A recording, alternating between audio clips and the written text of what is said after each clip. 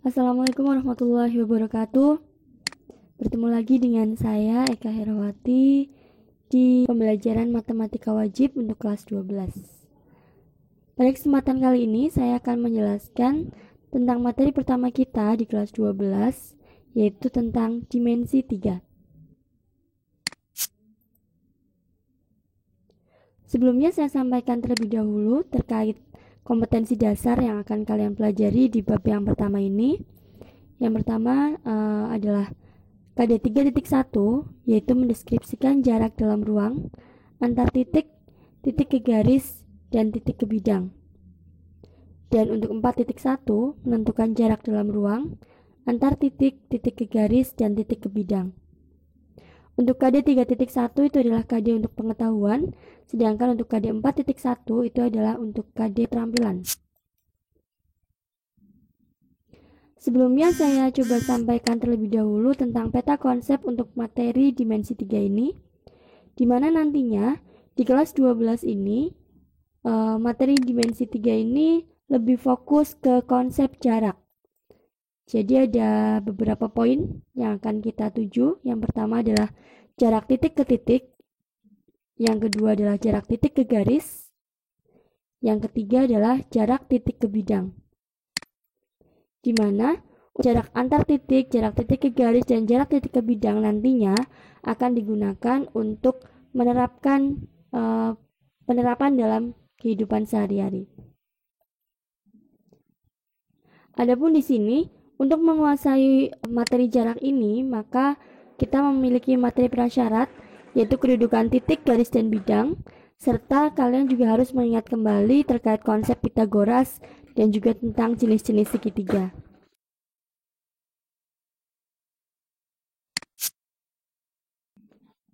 Tujuan pembelajaran kita pada kesempatan kali ini adalah setelah melaksanakan kegiatan pembelajaran daring dengan model problem based learning, metode tanya jawab berbantuan PPT yang berbasis 4C, literasi, dan PPK, maka saya berharap kalian mampu menyebutkan pengertian titik, garis, dan bidang, serta mengidentifikasi kedudukan titik, garis, dan bidang dari bangun ruang yang disajikan dengan benar. Persepsi tadi di awal pembelajaran saya sudah meminta kalian untuk menyimak video terkait pantauan arus mudik di Jembatan Suramadu. Dan saya juga sudah meminta kalian untuk berkomentar sebenarnya apa sih hubungan video itu dengan materi yang akan kita pelajari. Dan terima kasih, sangat baik tanggapannya. Hampir semua siswa sudah menanggapinya dengan baik dan sudah mampu menghubungkan video tadi dengan materi pembelajaran yang akan kita pelajari.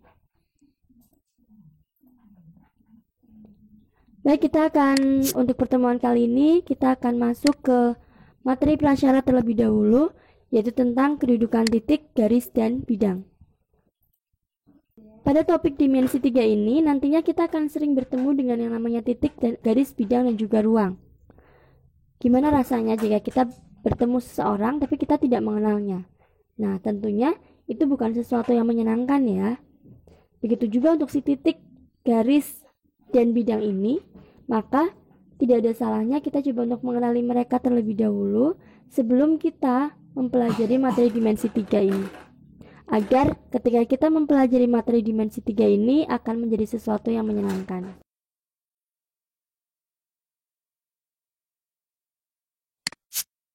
Baik, kita coba ingat kembali. Masih ingatkah kalian apa itu titik, apa itu garis, dan apa itu bidang? Saya berharap kalian sebagian besar masih mengingatnya ya. Dalam geometri, titik, garis, dan bidang adalah ide atau gagasan abstrak yang hanya ada dalam benak orang yang memikirkannya. Yang akan kita bahas pertama kali di sini adalah terkait dengan titik. Dalam geometri, titik adalah konsep abstrak yang tidak berwujud atau tidak berbentuk, tidak memiliki ukuran, tidak memiliki berat, atau tidak mempunyai panjang, lebar, ataupun tinggi. Titik dinotasikan dengan noktah seperti ini dan diberi nama dengan huruf kapital. Contohnya, di sini saya berikan contoh titik A, kemudian titik B, titik P, serta titik Q. Itu kurang lebih gambaran dari yang disebut dengan titik. Istilah yang berikutnya adalah garis. Garis itu merupakan ide atau gagasan abstrak yang bentuknya lurus, memanjang ke kedua arah, tidak terbatas atau tidak bertitik akhir, dan juga tidak tebal. Artinya di sini juga tidak memiliki lebar tapi hanya memiliki panjang.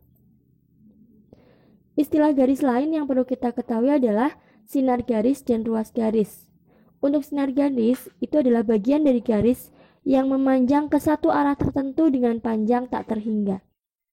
Sedangkan untuk ruas garis adalah himpunan titik yang memanjang dengan posisi lurus dan dibatasi oleh dua buah titik. Jadi sebenarnya yang sering kita temui dalam matematika itu lebih ke ruas garis. Karena kalau garis itu tadi tidak terbatas. Padahal ketika kita sedang membahas suatu bidang, itu biasanya dibatasi oleh garis-garis tertentu atau yang disebut dengan ruas-ruas garis tertentu. Kurang lebih gambarannya seperti ini. Ini adalah salah satu contoh untuk garis. Di mana di sini ada panah di kanan kiri, itu yang menunjukkan bahwa ini bisa diteruskan, baik untuk ke atas atau ke bawah. Jadi artinya tidak terbatas.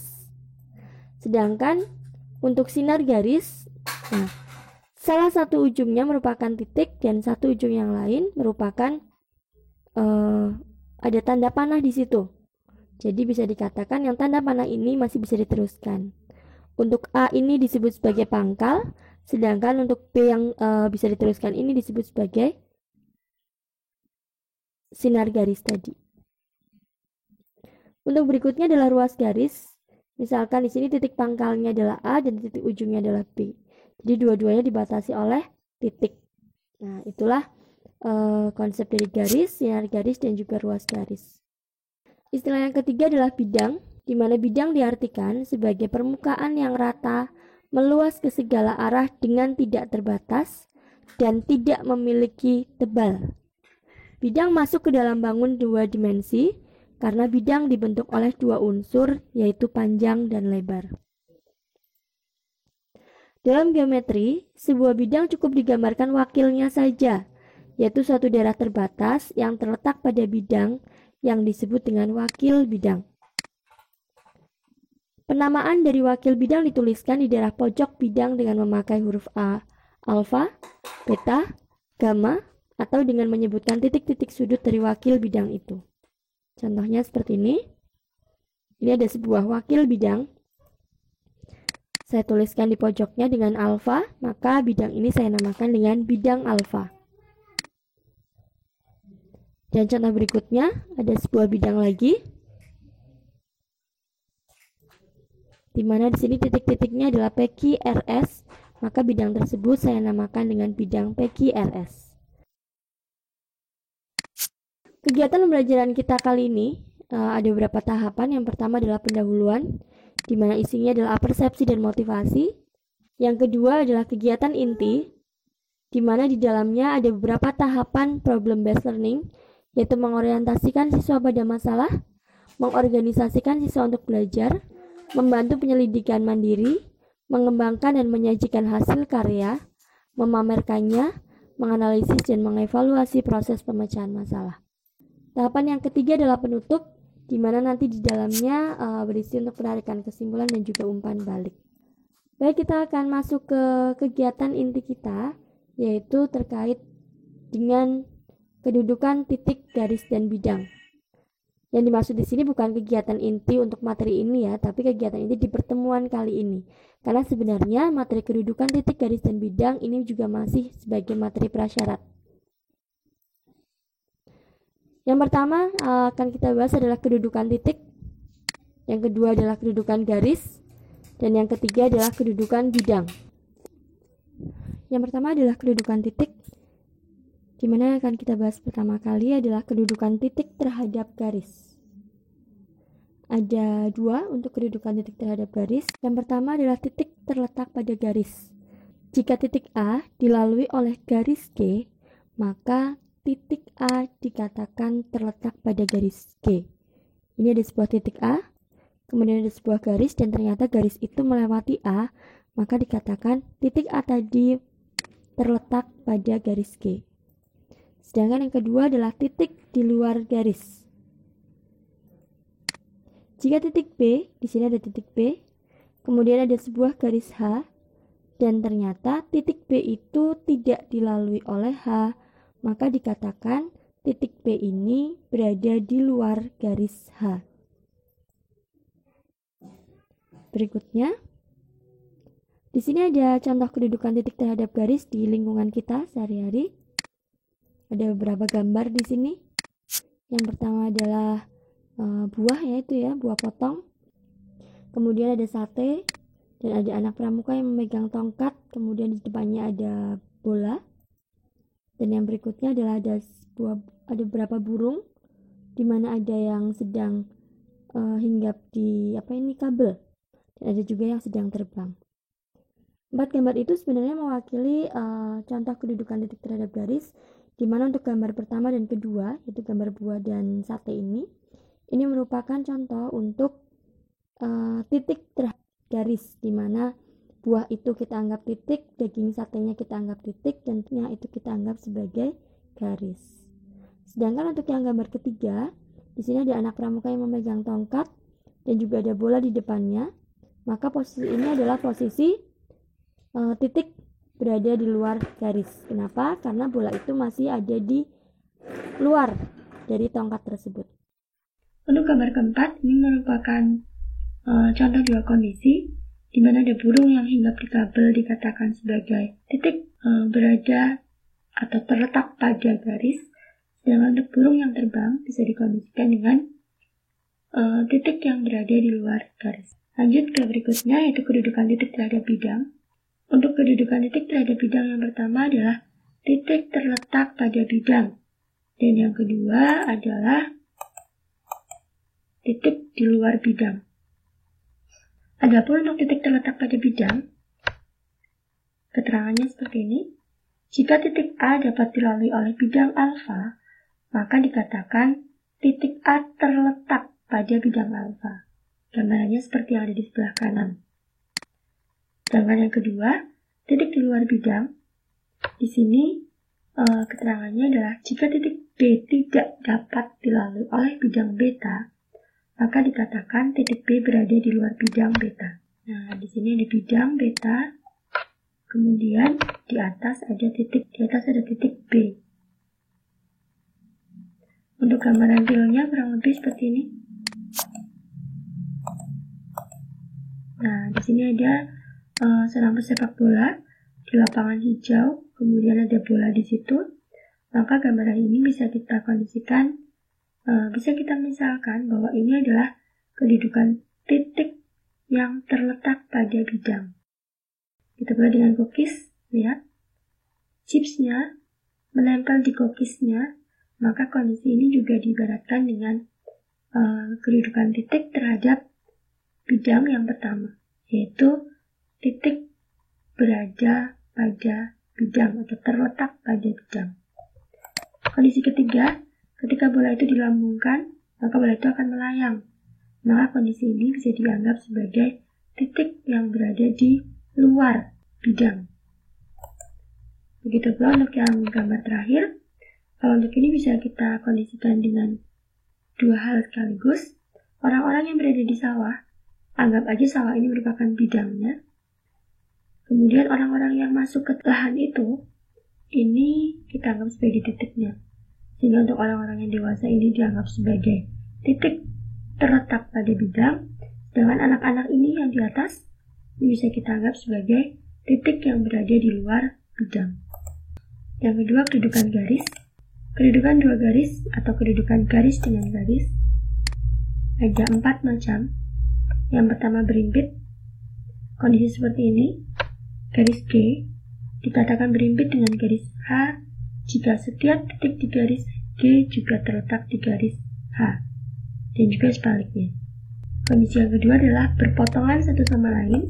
Garis G dan H akan berpotongan jika kedua garis tersebut memiliki tepat satu titik persekutuan, yaitu titik potong kedua garis tersebut. Dua garis hanya dapat berpotongan jika terletak pada bidang yang sama. Contohnya seperti ini. terdapat garis G, terdapat juga garis H, dan ternyata garis G dan garis H tadi memiliki tepat satu titik persekutuan di sini. Kita sebut sebagai titik A. Maka dua buah garis ini dapat dikatakan adalah dua buah garis yang saling berpotongan. Bisa kita lihat dari dua garis berpotongan tadi, maka kita bisa membentuk sebuah bidang. Berikutnya adalah sejajar. Dua buah garis sejajar jika kedua garis tidak mempunyai titik persekutuan. Misalkan terdapat sebuah wakil bidang seperti ini, yaitu wakil bidang ABCD, maka garis AB dapat dikatakan sejajar dengan garis DC. Begitu pula dengan garis AD, maka garis AD sejajar dengan garis BC. Kondisi keempat untuk kedudukan dua garis adalah bersilangan. Dua buah garis dikatakan bersilangan jika tidak memiliki titik persekutuan, tidak sejajar, dan terletak di dua bidang yang berbeda. Contoh kita perhatikan bangun ruang ini. Terdapat bangun ruang A, B, C, D, E, F, G, H. Maka kita perhatikan garis AE. Garis AE akan bersilangan dengan garis BC, dengan garis FG, kemudian dengan garis BG, ini, garis FC, garis FD, garis DC, garis HG, garis DB, garis BH, dan garis FH. Itu kurang lebih untuk contoh kedudukan dua garis yang terakhir, yaitu untuk bersilangan. Contoh realnya untuk kedudukan garis yang satu dengan garis yang lain, contohnya seperti ini. Dapat pulpen yang dijejer-jejer, maka di sini untuk pulpen yang pertama dengan pulpen yang kedua, karena itu berhimpit nempel ya, maka bisa dikatakan posisi ini adalah posisi berhimpit. Sedangkan berikutnya di sini ada tongkat pramuka, di mana tongkat pramuka di dalamnya itu saling berpotongan satu sama lain, bertemu di satu titik tertentu. Kemudian contoh ketiga, di sini ada pagar rumah. Untuk pagar rumah ini berarti kita bisa hubungan dengan kedudukan titik, yaitu sejajar. Nah, untuk gedung ini, di sini garis-garis yang ada menggunakan warna merah ini kita anggap sebagai posisi kedudukan dua garis yang saling bersilangan satu sama lain. Begitu pula untuk gambar jembatan dan jalan raya ini, jembatan itu kita anggap sebagai garis, dan garis-garis yang di trotoar ini juga kita anggap sebagai ruas garis. Maka keduanya merupakan dua buah garis yang saling bersilangan satu sama lain. Begitu pula untuk meja. Di sini banyak kayu-kayu di bawahnya. Untuk kayu yang tegak seperti ini sebagai kaki meja, akan bisa dikatakan bersilangan dengan kaki meja yang saya tunjuk ini. Dan masih banyak hal lain lagi yang bisa kalian sebutkan. Yang berikutnya yaitu kedudukan garis terhadap bidang. Untuk garis terhadap bidang, yang pertama adalah garis terletak pada bidang, di mana garis G terletak pada bidang alfa jika setidaknya dua titik pada garis G terletak di bidang alfa. Nah, contohnya seperti ini gambarannya. Kemudian yang kedua, garis sejajar bidang. Jika garis H sejajar bidang beta, maka beta memuat tepat sebuah garis yang sejajar dengan H. Kemudian yang ketiga adalah garis menembus atau memotong bidang, di mana garis K menembus bidang alfa jika garis K tidak terletak pada bidang alfa dan garis K tidak sejajar dengan bidang alfa. Contohnya seperti ini. Di sini ada bidang alfa, kemudian kita tarik garis K itu sampai menembus di bidang alfa. Titik tembusnya itu disebut sebagai, nah di situ terdapat titik tembus juga. Garis K dan bidang alfa memiliki tepat satu titik persekutuan yang disebut sebagai titik tembus. Jadi ini titiknya. Kita lanjut lagi untuk contoh realnya. Di sini ada buku, di atasnya ada sebuah pulpen, maka ini kita kategorikan dengan, ya betul, yaitu kedudukan garis terhadap bidang yang pertama, yaitu garis terletak pada bidang. Yang kedua, ini merupakan kategori garis yang sejajar dengan bidang. Jembatan kita anggap sebagai garisnya, bidangnya adalah kita anggap jalan rayanya, kita anggap sebagai bidang. Yang ketiga, situ ada orang yang sedang menulis, maka kertasnya kita anggap sebagai bidang, dan pulpennya kita anggap sebagai garis. Jadi garis itu memotong. Ujung pulpennya itu memotong di kertas, sehingga bisa dikatakan bahwa garis tersebut memotong atau menembus bidang. Dan yang terakhir adalah rumah. Kalian bisa menjawab di hati sendiri. Berikutnya lagi, yaitu kedudukan bidang, di mana di sini akan kita bahas hanya kedudukan dua bidang, atau kedudukan antara bidang yang satu dengan bidang yang lainnya. Yang pertama, berhimpitan.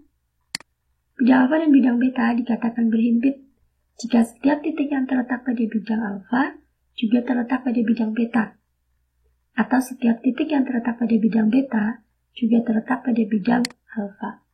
Ini contohnya, ada bidang alfa, kemudian ternyata ada bidang lain yang berhimpit, sehingga ketika dua bidang berhimpit akan terbentuklah sebuah daerah persekutuan. Kemudian, kedudukan bidang yang kedua, yaitu sejajar. Bidang alfa dan bidang beta dikatakan sejajar jika kedua bidang itu tidak mempunyai satu pun titik persekutuan. Contohnya seperti ini, ada dua bidang alfa dan bidang beta, kemudian ternyata dua bidang itu memiliki jarak. Nah, jika setiap titik di bidang alfa jaraknya sama dengan bidang B, maka alfa dan B dapat dikatakan sejajar. Yang berikutnya adalah perpotongan. Bidang alfa dan bidang beta yang tidak sejajar akan berpotongan. Contohnya seperti ini. Contoh real untuk kedudukan dua bidang adalah seperti ini contohnya. Ada figura yang ditempel pada dinding. Ada juga di situ sebuah ruangan yang sebenarnya dinding ini dengan dinding yang sebelah kanannya itu merupakan dua buah bidang yang sejajar. Dan untuk yang ini juga sebuah ruangan, ada dinding, maka di situ akan bertemu di satu pojok ruangan. Inilah yang disebut dengan perpotongan dua buah bidang atau dua bidang yang saling berpotongan. Baik, itu tadi yang saya jelaskan. Semoga kalian bisa menarik kesimpulan untuk materi ini. Di mana untuk kedudukan titik garis dan bidang ada beberapa macam. Yang pertama, kedudukan titik terhadap garis, yaitu titik terletak pada garis, titik di luar garis. Yang kedua, kedudukan titik terhadap bidang, yaitu titik terletak pada bidang dan titik terletak di luar bidang. Yang ketiga adalah kedudukan dua garis, yaitu berhimpit, berpotongan, sejajar, dan bersilangan. Dan yang keempat, kedudukan garis dengan bidang, garis terletak pada bidang, garis sejajar bidang, dan garis menembus atau memotong bidang. Yang terakhir, kedudukan dua bidang. Yang pertama berhimpit, sejajar, berpotongan. Itu berarti materi kita hari ini. Semoga bisa dipahami oleh kalian dengan baik. Nanti kalau memang ada pertanyaan, silahkan kalian bisa chat di postingan seperti biasa di forum di kelas kita. Nanti insya Allah kita akan tanya jawab di situ sampai kalian betul-betul paham. Adapun untuk penugasan kita kali ini, yang pertama silahkan kalian buat rangkuman di buku catatan kalian terkait materi yang telah disampaikan barusan. Dengan catatan sini tidak dikumpulkan ya. Namun nanti pada saat kita tatap muka di kelas, saya akan coba cross check satu persatu. Yang kedua, kirimkan foto kalian di depan benda-benda yang terkait dengan kedudukan titik, garis, dan bidang. Nah, kalau ini dikumpulkan, sudah saya kasih tempatnya di bagian assignment. Silahkan kalian nanti bisa upload di bagian itu. Ketentuannya seperti ini, agar nanti kalian gak seragam satu sama lain, maka saya coba bagi ketentuannya seperti ini. Silahkan cermati dengan baik.